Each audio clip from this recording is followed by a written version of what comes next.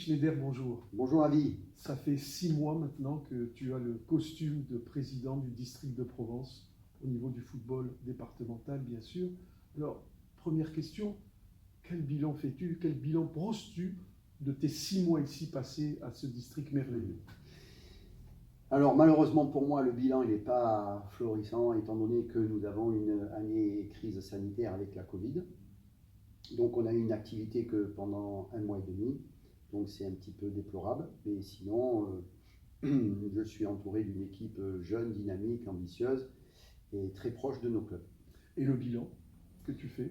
Alors le bilan pour le moment, il est un petit peu mitigé parce qu'on a un bilan d'abord de la structure, un bilan financier.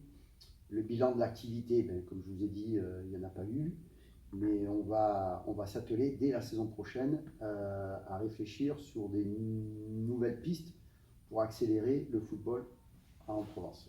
Et le football, toujours le football, je te connais pour ça, mais financièrement, ça doit être terrible avec ce Covid qui massacre non seulement le football, mais dans tous les domaines. Économiquement, ça doit être très dur pour vous. Ah oui, c'est même catastrophique. On est dans une situation aujourd'hui relativement lamentable financièrement. On n'a plus de rentrée d'argent, mais on a des charges fixes conséquentes. Donc on est avec l'équipe à regarder à l'euro près. Mais on est tous solidaires et on réfléchit sur des pistes là aussi pour réduire nos coûts. Je te sens inquiet avec cette disposition venant de là-haut qui coupe le football. Il n'y a plus de matchs de football. Comment tu reçois ça? Parce que là, tu m'as dit, c'est terrible. C'est pire. On a eu du mal à attendre depuis des mois et des mois leur décision. Là, c'est officiel depuis hier.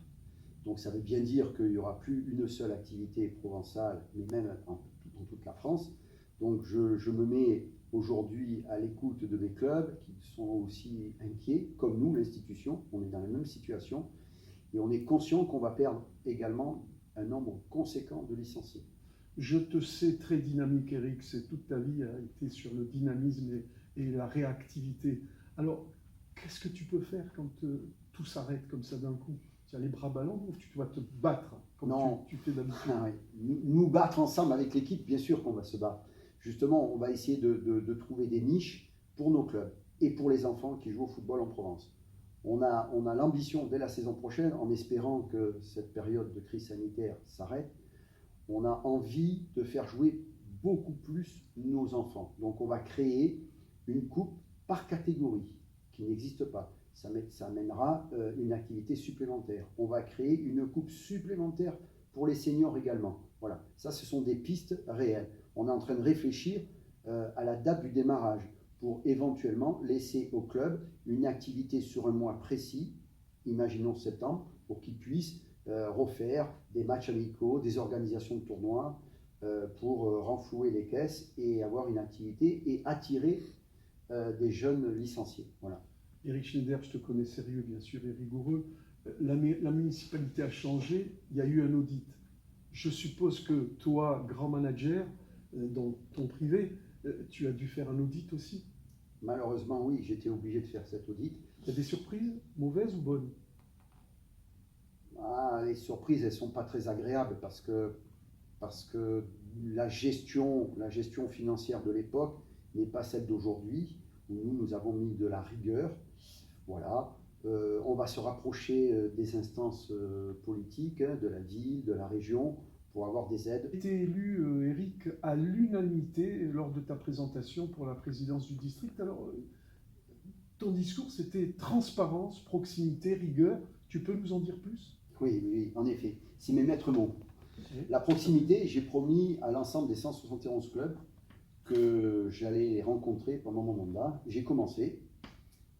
Bien évidemment, je souhaite et j'ai souhaité que l'ensemble du comité directeur soit des référents par zone géographique.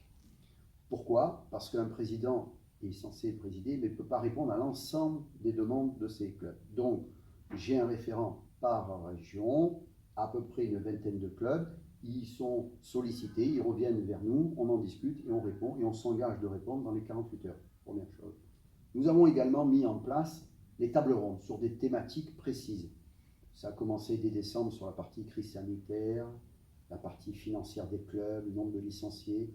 À ce jour, nous sommes sur la thématique de l'arbitrage. On a voulu aussi recevoir par catégorie de clubs chaque président en fonction de leur mouvement national, régional, ligue et district naturellement. Pourquoi? Parce que un club est malgré tout provençal, il peut jouer en ligue et en national, mais il nous représente. Donc on veut cette proximité. Voilà où on en est. Donc nous avons presque terminé chaque samedi ces réunions avec nos présidents. Ça nous permet également d'avoir un peu de recul sur des idées avec eux, d'échanges. Ça nous a permis également d'écrire au président de la fédération. Et à ce jour, on va partir, après la crise sanitaire, régionalement dans toute la Provence, dans nos clubs, pour continuer à échanger avec nos clubs. Et comment faire pour vitaliser le football? Les petits, les moyens, les grands? C'est compliqué tout ça, non? Oui, c'est très compliqué. Aujourd'hui, sur les 171 clubs, il y a 60% de clubs extérieurs à Marseille. Bien. Et on a, c'est péjoratif, mais on a le gros club avec 500-600 licenciés et on a les petits clubs inférieurs à 100. À ce jour, pour moi, je ne regarde pas l'intégralité du petit ou du gros club. Ce sont nos clubs. Il faut qu'on les aide, il faut qu'on trouve des pistes financières, certes, mais de fonctionnement, de perfectionnement, et on va s'y atteler rapidement.